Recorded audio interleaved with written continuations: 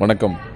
இன்றைய நாளில் ஆளுநருடைய வெளிநடப்பு என்பது மிகவும் ஒரு பரபரப்பான செய்தியாகிக் கொண்டிருக்கின்றது. இதற்கு காரணம் இந்த அரசினுடைய ஒரு சட்ட ஒழுங்கு சீர்கேடு, ஒரு பாதுகாப்பில்லாத தன்மை, பெண்களுக்கு பாதுகாப்பில்லாத தன்மை, போதை பழக்கத்தினுடைய அதிகரிப்பு, இதனுடைய ஒரு வெளிப்பாடு மற்றும் இங்கே தொழில் நிறுவனங்களுடைய முதலீடு ஈர்த்ததாகவும் சொல்லி ஆளுநர் அறிக்கையை இவர்கள் தயார் செய்த விதத்தை இந்த ஆளுநர் அவர்கள் மறுத்திருக்கின்றார்.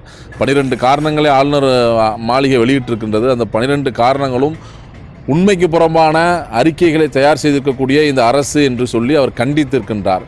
ஆளுநர் பதவிங்கிறது அரசியல் அமைப்பினுடைய ஒரு அங்கீகாரம் பெற்ற ஒரு பதவி.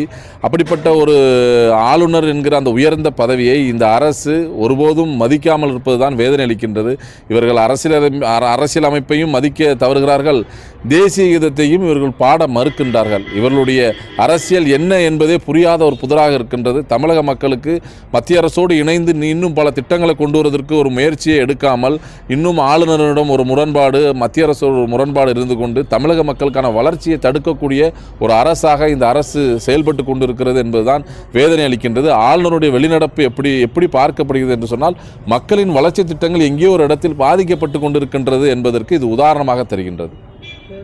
என்னுடைய பேர் அன்பு அங்கப்பன், வழக்கறிஞர்.